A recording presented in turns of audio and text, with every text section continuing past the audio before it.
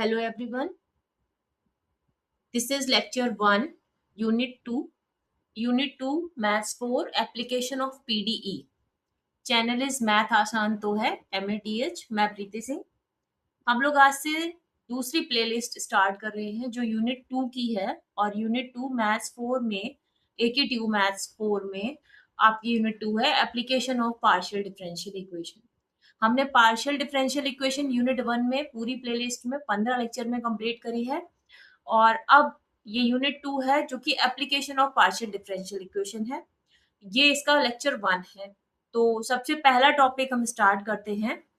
तो पहला टॉपिक हमारा है classification of linear PDE of second order. ठीक है. क्लासिफिकेशन का मतलब ये हो गया कि हमको जो भी linear partial differential equation of second order given होगी, हमको ये बताना है या क्लासिफाई करना है कि वो इक्वेशन हमारी हाइपरबोलिक है या पैराबोलिक है या फिर इलिप्टिक इक्वेशन है. ठीक है. हम ये काम सेकेंड ऑर्डर डिफरेंशियल इक्वेशन में ही कर सकते हैं. ठीक है. इससे हायर ऑर्डर में भी कर सकते हैं, बट अभी फिलहाल आपके सिलेबस के अकॉर्डिंग हमको इसको सेकेंड ऑर्डर में सीखना है. ठीक है. तो consider the differential equation of the second order in two independent variable x and y. हमने ये दो independent variable x and y में सेकेंड ऑर्डर की डिफरेंशियल इक्वेशन को लिखा है. डिपेंडेंट वेरिएबल इसमें u है और इंडिपेंडेंट x और y है. ठीक. इक्वेशन का फॉर्म जो हमने बनाया है वो आप देख रहे हो. हमने ये लिखा है इक्वेशन कि capital A d2u by del x square. Capital A जो है वो किसके साथ में है? किसी एक वेरिएबल के सेकेंड ऑर्डर डेरिवेटिव के साथ में है. ठीक है. और कैपिटल B जो है वो दो वेरिएबल के सेकेंड ऑर्डर डेरिवेटिव के साथ में है. और कैपिटल C है आपका तीन सॉरी कैपिटल C है आपका फिर से जो सेकंड वाला हमारा इंडिपेंडेंट वेरिएबल है उसके रिस्पेक्ट में सेकंड ऑर्डर है. अब इसके बाद जो ये F में लिखा गया है, देखिएगा ये जो F में लिखा गया है, ये बचे हुए जितने भी फंक्शंस हो सकते हैं इसमें जैसे कि x हो सकता है, y हो सकता है, अकेले आपका u हो सकता है, del u by del x हो सकता है, del u by del y हो सकता है. ये हमने सारे f में करके एक साथ लिख दिए. ऐसा क्यों किया है? क्योंकि हमको classification of the second order differential equation के लिए सिर्फ सेकेंड ऑर्डर डेरिवेटिव्स का ही रिक्वायरमेंट होता है. फर्स्ट ऑर्डर या फिर सिंगल जो वेरिएबल्स होते हैं उनका हमें रिक्वायरमेंट नहीं होता है. तो ये इसलिए हमने सारे एफ में कर कर ही लिख दी है.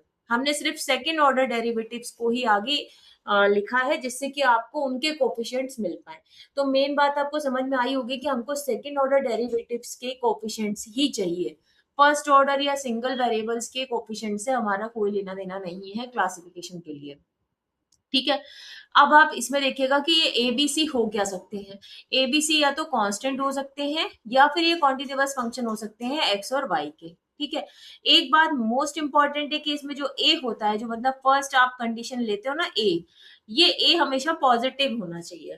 ठीक है. अगर आपका यहाँ पे कोई वैल्यू निगेटिव है तो आप ये जो दूसरा वाला सेकेंड ऑर्डर डेरिवेटिव है उसे ए की तरह कंसीडर कर लीजिए अगर वो पॉजिटिव है. मतलब कुल मिला के मैक्सिमम क्वेश्चन में तो आपको यहाँ पे फर्स्ट वाला जो डेरिवेटिव होगा वो पॉजिटिव ही मिलेगा. बट अगर कभी मिल जाए तो आप दूसरे वाले सेकेंड ऑर्डर डेरिवेटिव्स को डेरिवेटिव को देख लीजिए कि हाँ वो पॉजिटिव है या नहीं. अगर वो है तो उसे ए की तरह कंसीडर कीजिए, इसे सी की तरह कंसीडर कर लीजिए. ठीक है. एक बात मैं आपको और बता दूं, यहाँ मैंने जो इंडिपेंडेंट वेरिएबल लिए हैं एक्स और वाई लिए हैं, ये मैं एग्जाम्पल के तौर पर आपको एक इक्वेशन बता रही हूँ. बट हमेशा ऐसा नहीं होता कि इंडिपेंडेंट वेरिएबल एक्स वाई रहे.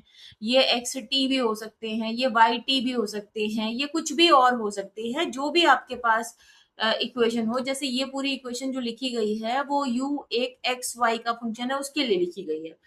तो ये मेरे पास इंडिपेंडेंट वेरिएबल है और ये डिपेंडेंट वेरिएबल है. और अगर इसको इक्वेशन को किसी और इंडिपेंडेंट वेरिएबल के लिखोगे तो आप एक्स वाई चेंज कर लोगे, है ना. तो ये फिक्स मत करिएगा कि नहीं अब मुझे एक्स वाई नहीं मिल रहा है तो अब मेरे पास बी नहीं मिल पा रहा है या सी नहीं मिल पा रहा है. ठीक है. तो ये ध्यान रखिएगा कि इंडिपेंडेंट वेरिएबल कुछ भी हो, फिलहाल आपको सोचना ये है कि भाई आपको जो फर्स्ट सेकेंड ऑर्डर डेरिवेटिव मिलेगा सिंगल वेरिएबल के लिए वो ए होगा, दोनों वेरिएबल के रिस्पेक्ट वाले क्या का कोफिशिएंट बी होगा, और जो सेकेंड वाला सेकेंड ऑर्डर डेरिवेटिव होगा उसका कोफिशिएंट आपका सी होगा. और हमको सिर्फ सेकेंड ऑर्डर डेरिवेटिव से ही मतलब होता है. ठीक है.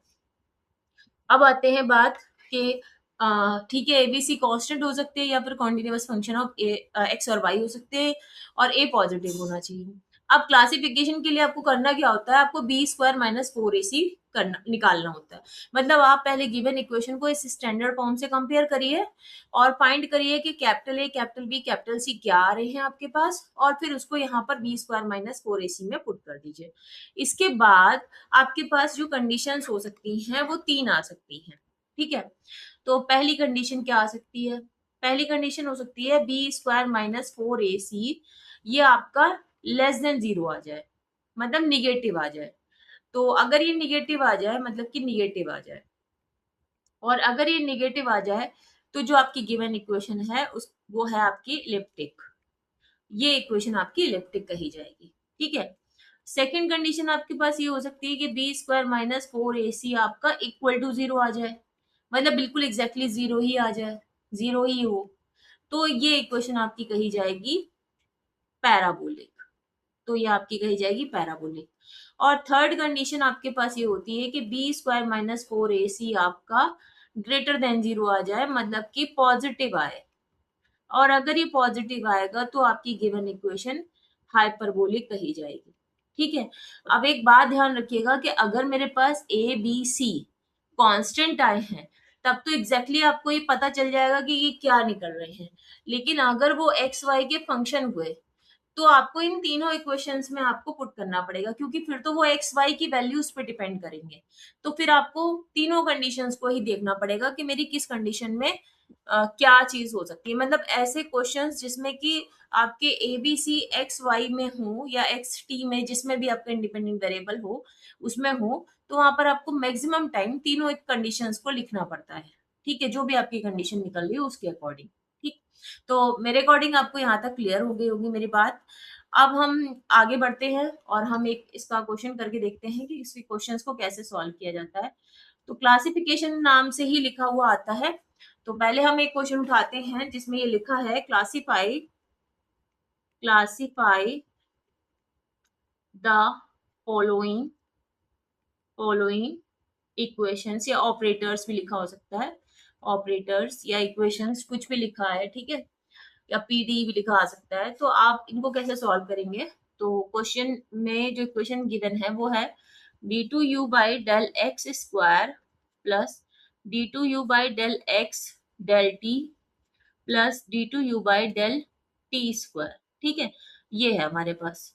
तो मैंने आपको पहले भी बताया था कि भाई इंडिपेंडेंट वेरिएबल ऐसा नहीं है कि फिक्स है एक्स वाई होंगे। अब देखो यहाँ पे ये फंक्शन किसका डिपेंडेंट वेरिएबल यहाँ पे क्या है, यू, और वो किस पे डिपेंड कर रहा है, एक्स और टी पे। तो इंडिपेंडेंट वेरिएबल वेरिएबल मेरे पास एक्स और टी है। तो अब आप ध्यान रखिएगा, आपको सोचना है इसी तरीके से। आप ऊपर गिवन जो मैंने ऊपर समझाया था उस इक्वेशन के अकॉर्डिंग आपको इसको कंपेयर करना है। A d two u by del x square plus b d two u by del x del t plus c d two u by del t square plus function of x x t x t u, या फिर del u by del x, या फिर del u by del t, कुछ भी हो उससे compare करना है आपको। ठीक है, अब आप इससे कंपेयर करोगे तो आपको क्लियर है कि आपको ए क्या मिल रहा है, जो कि एक्स के रिस्पेक्ट में सेकंड ऑर्डर डेरिवेटिव है, उसका कोफिशिएंट देखिए। यहाँ पे कोफिशिएंट कितना दिख रहा है आपको, वन दिख रहा है, तो ए हमारे पास वन है। जो दो वेरिएबल के रिस्पेक्ट में है उसका कोफिशिएंट आपका बी कहा जाएगा, तो बी आपके पास कितना दिख रहा है, वन दिख रहा है। सी क्या है, जो बचा हुआ आपका इंडिपेंडेंट वेरिएबल है उसका सेकंड ऑर्डर, उसका कोफिशिएंट आप देखोगे तो यहाँ पे भी वन है।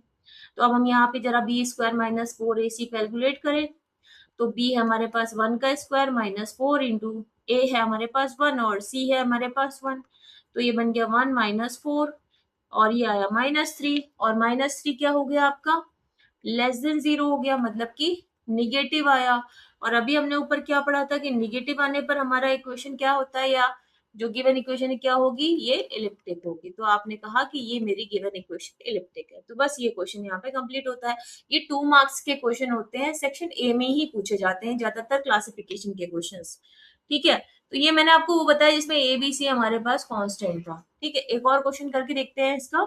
अब मैं आपको दूसरा टाइप का बता रही हूँ जिसमें कि आपके पास जो क्वेश्चन में वेरिएबल्स जो हमारे कोफिशिएंट है वो वेरिएबल्स फॉर्म में होंगे।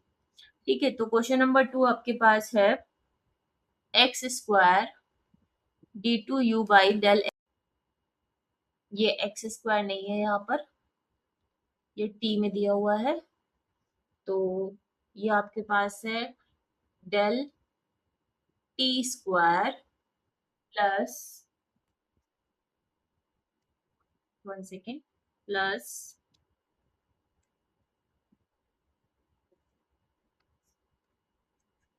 इसको फिर से लिख देती हूँ, डेल टी स्क्वायर या minus d two u by del x square plus u equal to zero. Equal to zero नहीं भी दिया हो तो कोई बात नहीं है, उससे कोई फर्क नहीं पड़ा। ठीक है, ये आपके पास हमारा अगला क्वेश्चन है। तो अब आप देखो, इसको सॉल्व करने चलते हैं। तो फिर से हम इसको कंपेयर करें अगर, तो देखो मेरे पास सेकंड ऑर्डर डेरिवेटिव से हमको जरूरत होते हैं, तो सेकंड ऑर्डर एक ये है और एक ये है। अब इसमें से आपको एक ए चूज करना है, तो मैंने आपको बताया था कि ए पॉजिटिव होता है, तो हमको तो पहला ही वाला जो फर्स्ट जो डेरिवेटिव है एक वेरिएबल के रिस्पेक्ट में सेकंड ऑर्डर का, वो मेरा ए हो गया। तो ए हमारे पास एक्स स्क्वायर हो गया। और देखिए आपको पता है कि बी जो होता है वो दो वेरिएबल के रिस्पेक्ट में होगा, मतलब यहाँ पे एक्स और टी दो वेरिएबल है तो उनके रिस्पेक्ट वाला हमको चाहिए, बट वो टर्म तो यहाँ पे है ही नहीं। इसका मतलब कि बी वाला पार्ट हमारा जीरो है। और सी क्या हो गया, जो बचा हुआ हमारा सेकेंड ऑर्डर डेरिवेटिव हो गया, तो वो हमारा इसका कोपिशेंट हमारे पास -1 है। और जो बचे हुए फर्स्ट ऑर्डर हो या फिर नॉर्मल सिंगल वेरिएबल हो, उनसे हमें कोई लेना देना नहीं होता है, उनसे हमें कोई क्लासिफिकेशन में जरूरत नहीं होती। तो हमने बस इन तीन को ही चाहिए होता है, हमारे पास ये तीनों वैल्यूज आ गई। अब हमने क्या करना है, कैलकुलेट करना है b square minus four a सी। तो बी तो जीरो है, -4, ए हमारे पास एक्स स्क्वायर हो गया और सी हमारे पास -1 हो गया। तो देखो क्या बन के आएगा, b plus zero plus four x square, ये बन के आया। फाइनली कितना बन के आया, 4x स्क्वायर। अब बात यहाँ पर ये आती है कि अब हम ये तो नहीं कह सकते कि पॉजिटिव है या निगेटिव है या इक्वल टू जीरो, क्योंकि ये सारी बातें तो इस बात पर डिपेंड करती है कि एक्स की वैल्यू क्या है। तो यहाँ पर हम कंडीशंस बनाएंगे। तो पहली कंडीशन हम ये लेते हैं कि अगर 4x square greater than zero होगा, जो कि आप लिखते क्या हो, पहले ये बताओ, पहले आप लिखते क्या हो, आप लिखते ये हो कि B square minus four a C greater than zero अगर होगा तो वो हाइपरबोलिक होता है। यही तो आपने पढ़ा है ऊपर। ठीक है, और ये बताइए कि B square minus four a सी आया कितना है, 4x स्क्वायर। तो अगर ये ग्रेटर देन जीरो होगा तो ये हाइपरबोलिक बोला जाएगा। ठीक है, और अगर हम इसको 4 को जीरो में भेज दो तो इसका अल्टीमेटली क्या रिजल्ट आ रहा है कि x is greater than zero अगर होगा तो ही ये हाइपरबोलिक होगा। तो पहली कंडीशन तो मेरी ये हो गई। अब आते हैं हम दूसरी कंडीशन पे कि अगर b square minus four a c equal to zero होता है तो हम उसे बोलते हैं पैराबोलिक। ठीक है, ये भी हम जानते हैं। तो मतलब 4x स्क्वायर अगर इक्वल टू जीरो होगा तो हम कहेंगे ये पैराबोलिक है। ठीक है, इसका मतलब अल्टीमेटली क्या निकल के आ रहा है कि x इक्वल टू जीरो पर ये पैराबोलिक होगा। ठीक है, अब तीसरी कंडीशन में यहाँ पे नहीं लिख रही हूँ, क्यों, पहले आपको बता देती हूँ। क्योंकि अगर आप लिख रहे हो कि B square minus four a C less than zero पर ये इलिप्टिक होगा, ठीक है, ये बात तो बिल्कुल सही है कि लेस देन जीरो पे ये इलिप्टिक होगा। बट आपका b square minus four a सी कितना है, 4x स्क्वायर। अब किसी भी कंडीशन में आप x की कोई भी वैल्यू लिख दो, निगेटिव भी ले लो, बट ये लेस देन जीरो तो कभी नहीं हो सकता ना, क्योंकि x की वैल्यू आप कुछ भी ले लो पर वो लेस देन जीरो नहीं हो सकती। ठीक है, और इमेजनरी की हम बात नहीं कर रहे हैं यहाँ पर। तो यहाँ पर फिलहाल जो हम बात कर रहे हैं कॉन्टिन्यूअस फंक्शंस की बात कर रहे हैं यहाँ पर, तो फिलहाल तो ये जीरो नहीं हो सकता। इसलिए यहाँ पर तीसरी वाली कंडीशन बनती ही नहीं है। सिर्फ दो ही कंडीशन बन पाएंगी, या तो ये हाइपरबोलिक होगा या फिर ये पैराबोलिक होगा। इन दो कंडीशंस पे ही हमारा आंसर आएगा। तो ऐसे क्वेश्चन जिसमें कि हमारे जो एक्स वाई मतलब जो कोफिशिएंट है वो वेरिएबल फॉर्म में हो, वहां पे हमें इस तरीके से कंडीशंस देनी होती है। एक और इसका क्वेश्चन मैं आप लोगों को बताती हूँ। तीसरा है, जैसे कि आपने लिखा हो t d two u by del t square plus two d two u by del x del t plus x d two u by del t del x square plus del u by del x. ये आपके पास है question. तो अब आप इसको भी देखिए जरा। हम लोग कंपेयर करना सीख चुके हैं, तो मैं डायरेक्टली लिख सकती हूँ ए मेरे पास टी है, एक्स वाई के रिस्पेक्ट में जो होता है वो बी है, तो बी हमारे पास 2 है, और सी हमारा बचा हुआ है तो वो एक्स है। ठीक, इससे हमें कोई मतलब नहीं है बचे हुए से।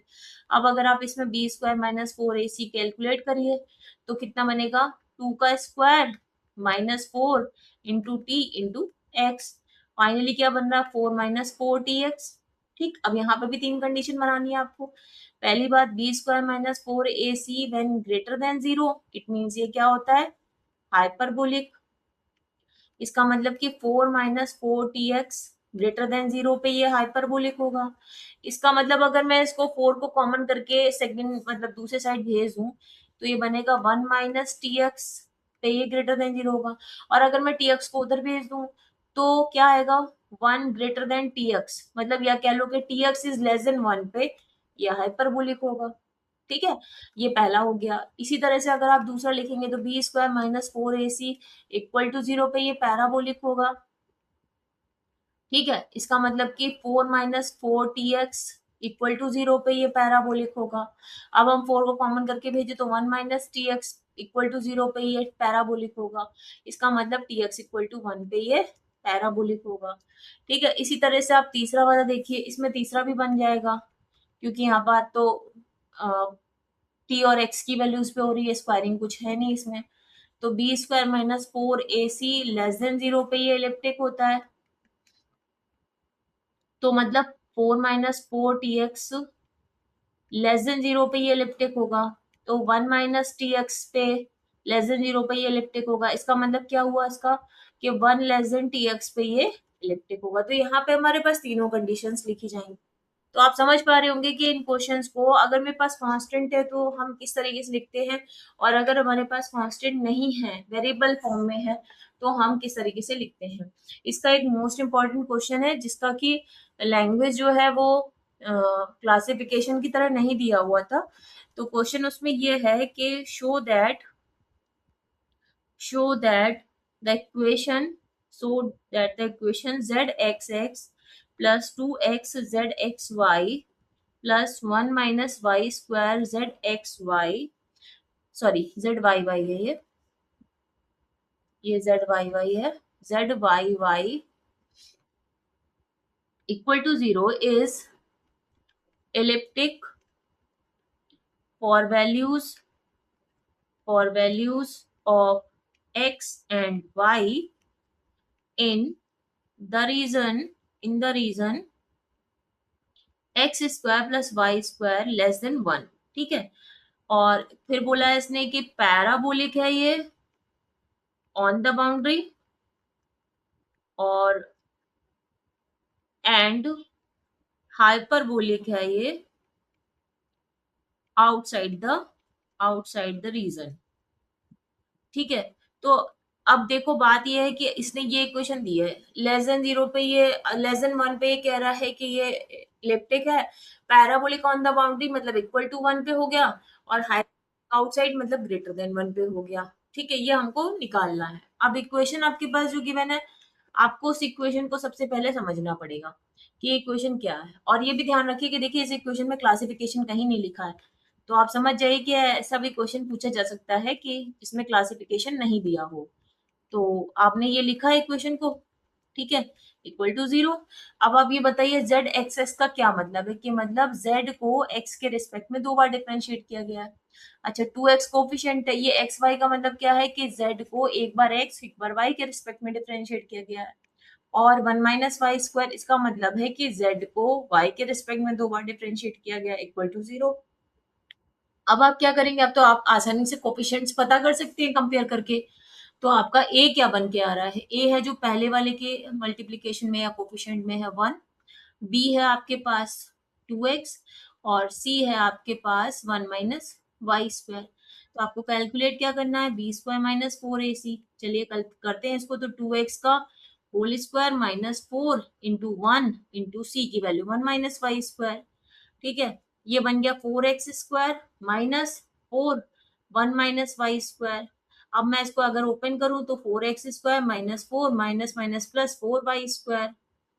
ठीक है, और ये फाइनल बन रहा है आपका फोर ब्रैकेट में x square plus y square minus four. ये आपका b square minus four a c की वैल्यू आ गई। अब यहाँ पे भी चूंकि मेरी बात एक्स और वाई की हो रही है तो हमको यहाँ पे तीनों कंडीशन ही पता करनी पड़ेंगी। तो पहले बोलते हैं कि अगर b square minus four a C greater than zero होगा तो हम क्या लिखते हैं उसको, हाइपरबोलिक। इसका मतलब कि तो हाइपरबोलिक ये होगा। अब हमने क्या वैल्यू निकाली है, हमने निकाली है value four, four x square, one second, four x square plus y square minus four. अगर ये ग्रेटर देन जीरो होगा तो भी तो ये हाइपरबोलिक ही कहा जाएगा ना।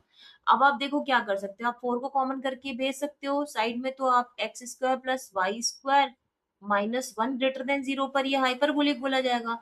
इसका मतलब हुआ कि x square plus y square greater than one पे ये हाइपरबोलिक बोला जाएगा। और जिसको आपने कहा ये आउटसाइड द रीजन हो गया, ये आउटसाइड द रीजन हो गया। अब हम बात करते हैं सेकंड वाले की। अगर b square minus four a C less than zero होगा तो ये इलिप्टिक बोला जाता है। ठीक है, तो इसका मतलब फोर एक्स स्क्वायर माइन नहीं plus y square minus four less than zero पर ये इलिप्टिक बोला जाएगा। फोर को कॉमन करके जीरो में भेज देते हैं, तो x square plus y square minus one less than zero पे ये इलिप्टिक होगा। इसका मतलब x square plus y square less than one पे ये इलिप्टिक होगा, जो कि उसने हमको बोला भी है कि इस कंडीशन में इलिप्टिक होना चाहिए। ठीक है, और अब आते हैं लास्ट कंडीशन। लास्ट कंडीशन हमारे पास क्या होती है कि अगर हमारे पास b square minus four a c equal to zero होगा तो हम इसको बोलते हैं ये पैराबोलिक है। तो हमारे पास है four x square plus y square और minus four equal to zero पर ये पैराबोलिक होगा। अब आपने फोर को फिर से कॉमन करके जीरो में भेज दिया तो minus one equal to zero पे पैराबोलिक है। इसका मतलब x square plus y square equal to one पे ये पैराबोलिक है। तो ये आपका ऑन द बाउंड्री हो गया। ठीक है, तो अब आपको समझ में आया है कि सारे क्लासिफिकेशन के क्वेश्चंस आपको किस तरह से करने होते हैं। ये पूरा लेक्चर जो लेक्चर वन था ये हमारा क्लासिफिकेशन पे था, और क्लासिफिकेशन के बेस पर हमारे पास जो क्वेश्चंस बनते हैं वो ऑलमोस्ट मैंने आपको बता दिए हैं। आप इनकी प्रैक्टिस करिएगा, क्वेश्चंस आपके पास होते हैं, बस आप उनको प्रैक्टिस करिए। तो आप जो लास्ट ईयर क्वेश्चन पेपर है उनमें जो क्लासिफिकेशन के क्वेश्चंस आए हैं हम उनको प्रैक्टिस करिए, तो आपको बहुत अच्छे से क्लियर हो जाएगा कि इन क्वेश्चन को 2 मार्क्स के क्वेश्चन होते हैं, 2 मार्क्स के ये क्वेश्चन होते हैं, और सेक्शन वन में मतलब सेक्शन ए में आते हैं ये। और मैक्सिमम टाइम आपको मिल जाएंगे, ज्यादातर question last year question papers में आपको ही मिल जाएंगे। तो आप इनकी प्रैक्टिस करिए, इन पे इनमें कोई इतना मतलब परेशान होने की जरूरत नहीं है, बहुत आसानी से सॉल्व होते हैं। ठीक है, तो हम आगे जो है लेक्चर टू में जो हमारा मोस्ट इम्पॉर्टेंट टॉपिक है यूनिट टू का, एप्लीकेशन ऑफ पीडीई का, जिसपे बेस्ड पूरी यूनिट टू है, वो है method of separation of variable.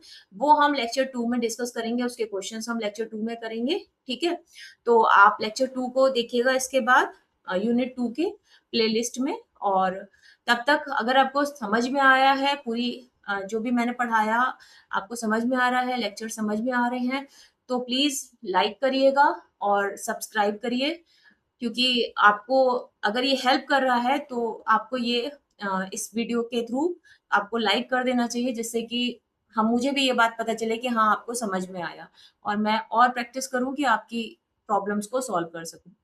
तब तक कीप वॉचिंग, थैंक यू।